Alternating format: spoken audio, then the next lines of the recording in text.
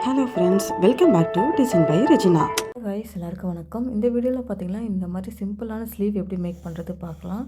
நம்ம முன்னாடியே எப்படி போடுறது எல்லாமே ஒன்றுமே நான் ரீல்ஸில் போட்டிருக்கேன். இது ஃபுல் வீடியோ எப்படி மேக் பண்ணுறதுன்னு நிறைய பேர் கேட்டிருந்தாங்க, கமெண்ட்டில் போட்டிருந்தாங்க. ஸோ அவங்களுக்காக இந்த ஃபுல் வீடியோ போடுறேன். ஃபஸ்ட்டு எப்பயும் போல நம்ம ஸ்லீவ் எல்லாத்தையுமே மார்க் பண்ணிவிட்டு நம்ம எப்பயும் போலவே நம்ம செயின் ஸ்டிச் போடுவோம்ல, அது போடுறோம். ஆக்சுவலி கிளைண்ட் என்ன சொல்லியிருந்தாங்கன்னா, எனக்கு இந்த பார்டரில் எந்த ஒர்க்கும் வேணாம், அதுக்கு மேலே நீங்கள் சிம்பிளாக ஒர்க் போட்டால் போதும். இவங்களே ஒரே கிளைண்ட்டே தான் எனக்கு ஒரு 4-6 ப்ளவுஸ் கொடுத்துருந்தாங்க.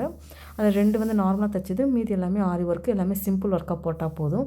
ஏன்னா எல்லாமே நலங்குக்கு அந்த மாதிரி தான் சொல்லியிருந்தாங்க. அவங்க தாலி பிரித்து கொடுக்குறது மட்டும் கொஞ்சம் கிராண்டாக கேட்டிருந்தாங்க. அந்த வீடியோ சீக்கிரமாகவே அப்லோட் பண்ணுறேன் உங்களுக்கு. ஃபஸ்ட்டு நம்ம செயின் ஸ்டிச் போட்டுட்டோம்.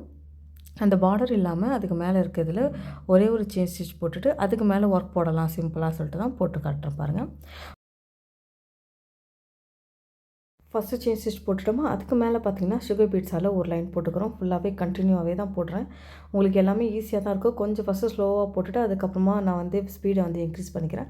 ஒரு குறிப்பிட்ட அளவுக்கு டைம் போட்டால் மட்டும்தான் வியூஸ் போகுது. ஸோ அதனால் ரொம்பவும் லென்த்தாக போடாமல் கொஞ்சம் சீக்கிரமாக போட்டால் உங்களுக்கும் கொஞ்சம் கிளியராக புரியல. அதனால தான் கொஞ்சம் ஸ்பீடாகவும் போடுவேன், கொஞ்சம் ஸ்லோவாகவும் போடுவேன். ஃபஸ்ட்டு செயின் ஸ்டிச் போட்டுட்டு அதுக்கப்புறமா ஒரு சுகர் பீட்ஸ் லைன் போடுறோம்.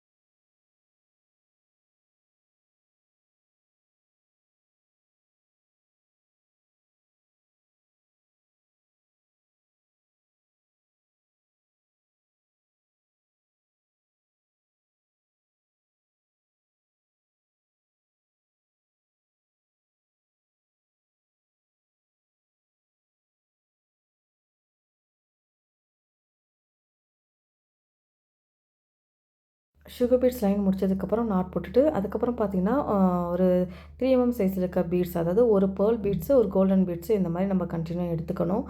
நீங்கள் கொஞ்சம் நீடில்ஸ் நிறையா வாங்கி வச்சுக்கிட்டிங்கன்னா, நான் ஆரி நீடில் ஸ்டீல் மாதிரி கூட ஸ்டீலில் யூஸ் பண்ணுவேன், உட்டன் நீடில்ஸ் தான் யூஸ் பண்ணிடுவேன். உங்களுக்கு அதில் நிறையாவே உங்களுக்கு எடுக்க முடியும்.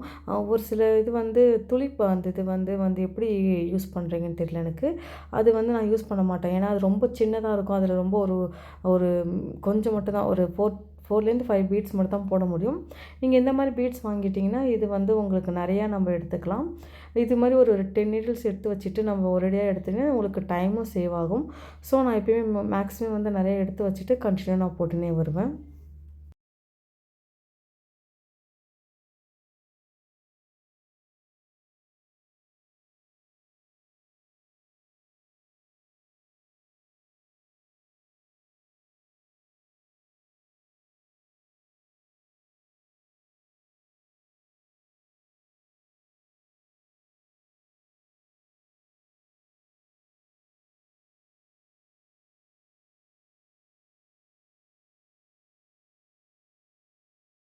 ஓவராலாக அந்த ஒரு பேர்ல் பீட்ஸு, ஒரு கோல்டன் பீட்ஸ் போட்டதுக்கப்புறமா இன்னொரு லைன் பார்த்தீங்கன்னா சுகர் பீட்ஸு, அதே லைனில் சுகர் பீட்ஸ் தான் போடுறேன்.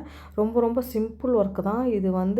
நம்ம ரேஞ்ச் 3000க்குள்ளே கேட்டிருக்காங்கன்னா நீங்கள் இந்த மாதிரி டிசைன் போட்டு கொடுக்கலாம். இதே சேம் டிசைன் தான் இங்கே பார்டருக்கு மேலே வரும். நம்மளோட நெக் இருக்குல்ல, அந்த நெக்குக்கும் இதே சேம் டிசைன் தான் வரும். ஃபஸ்ட்டு இந்த மாதிரி மார்க் பண்ணிக்கணும். 0.6 கேப்பில் மார்க் பண்ணிவிட்டு ஒரு 3 mm பீட்ஸு, அதுக்கப்புறம் பார்த்திங்கன்னா ஒரு வீட் பீட்ஸு, ஒரு சின்ன பீட்ஸு, அதுக்கப்புறமா pink colour sequins. Sari pink shadow வரதால் நான் பிங்க் கலர் எடுத்துக்கிறேன். நீங்கள் என்ன இதோ அதுக்கேற்ற மாதிரி நீங்கள் எடுத்துக்கலாம். இந்த மாதிரி போட்டிங்கன்னா இந்த மாதிரி நீங்கள் ட்ரா பண்ணி வச்சுட்டு அதுக்கப்புறம் 2 இதுக்கு சென்டரில் குந்தன் ஸ்டோன் பிங்க் கலரில் ஸ்கொயர் ஷேப்பில் இருக்கலாம், அதை நான் போட்டுக்கிறேன். இங்கே பாருங்கள், இதில் உங்களுக்கு ரொம்ப ரொம்பவும் ஸ்லோவாகவே போட்டு காட்டுறேன். தெரியுதுங்கன்னா ஒரு சீக்வன்ஸ் வச்சுட்டேன். அதுக்கப்புறம் சின்ன பீட்ஸு, ஒரு வெயிட் பீட்ஸு. நீங்கள் எடுக்கும்போது ஒரு வெயிட் பீட்ஸு, ஒரு சின்ன பீட்ஸ் எடுத்துக்கலாம். அப்புறம் சீக்வன்ஸை நம்ம அப்பப்போ எடுத்து கூட நம்ம போட்டுக்கலாம். ஒரு சிலவங்க வந்து சீக்வன்ஸும் சேர்த்து எடுத்துப்பாங்க. ஒரு சிலர் அது கம்ஃபர்டபுளாக இருக்காது. நான் வந்து சீக்வன்ஸ் தனியாக வச்சுட்டு நான் ஒன்று ஒன்றா போடும்போது எடுத்துப்பேன். போட்டுட்டு நாட் போட்டுக்கணும். இப்போ 2 அந்த ஃப்ளவர் மாதிரி போட்டுக்கலாம். அதுக்கு நடுவில் குந்தன் ஸ்டோனு ஸ்கொயர் ஷேப்பில் இருக்கும்ல, அதை வந்து பேஸ்ட் பண்ணிக்கிறேன். கலரில் நான் ஏன்னா ஃபுல்லாகவே பிங்க்லேயே போடலாம்னு சொல்லிட்டு தான் கலரு ஃபுல்லாக கோல்டில் போடாமல் நான் பிங்க்கு கலந்து போட்டுக்கிறேன். அந்த சீக்வன்ஸு பிங்க்கு, இந்த குந்தன் ஸ்டோன் பிங்க்கு. அந்த நம்ம ஸ்டோன் ஒட்டினோன்னா அதுக்கு மேலே பேர்ல் பீட்ஸால் 3mm பீட்ஸ் இருக்குல்ல, அதை வச்சு இந்த மாதிரி போட்டு நாட் போட்டுக்கிறேன். பார்க்கறதுக்கு ரொம்ப சிம்பிள் ஒர்க்கு தான். பார்க்கறதுக்கான கொஞ்சம் லுக்காக இருக்கும்.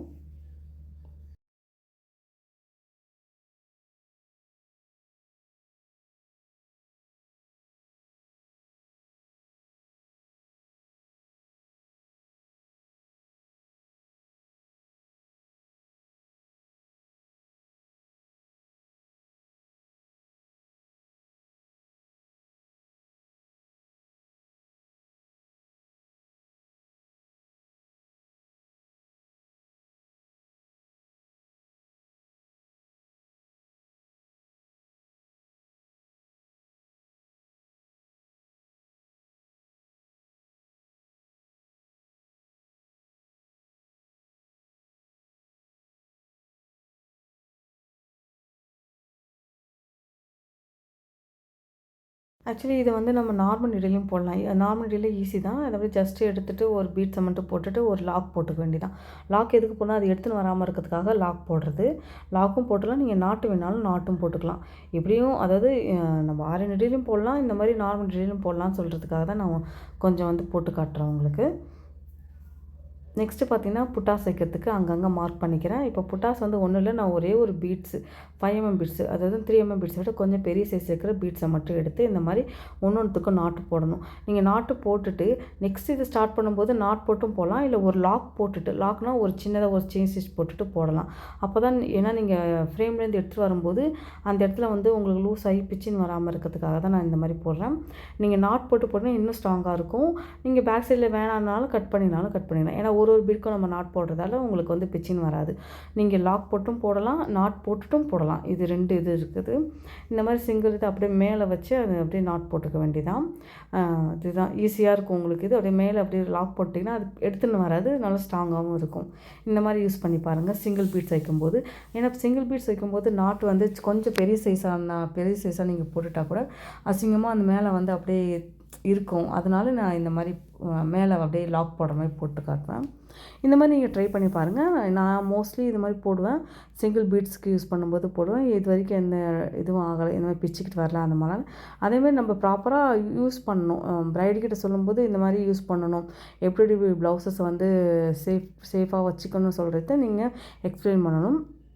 ஸ்வெட் ஆகுது, ஓவராக ஸ்வெட் ஆகிற மாதிரி இருந்துச்சு சம்மர் டேஸில் அப்படின்னா நீங்கள் ஸ்வெட் பேட் யூஸ் பண்ணிக்கிங்க அப்படின்னு சொல்லிட்டு நீங்கள் கிளைண்ட்டுக்கிட்ட சொல்லிடணும். எப்படியா இருந்தாலும் நம்ம எவ்வளோ இது குவாலிட்டியாக ஆனாலுமே ஒரு சில டைமில் வந்து அந்த ஃபேட் ஆகும் தான். நம்ம ஃபேட் ஆகாமல் நம்ம பார்த்துக்கணும்னா நீங்கள் கொஞ்சம் மெயின்டைனும் பண்ணணும்.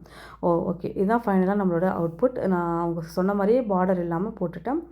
இதே தான் நம்ம நெக்குக்கும் போடுவோம். நான் இதே சேம் தான் நெக்குக்கு வரும். நெக்கு எப்படி மேக் பண்ணுறது, நெக்கு எப்படி ட்ரா பண்ணுறது எல்லாமே நெக்ஸ்ட் வீடியோவில் உங்களுக்கு போடுறேன். ஹோப் இந்த வீடியோ உங்களுக்கு யூஸ்ஃபுல்லாக இருக்கும்னு நினைக்கிறேன்.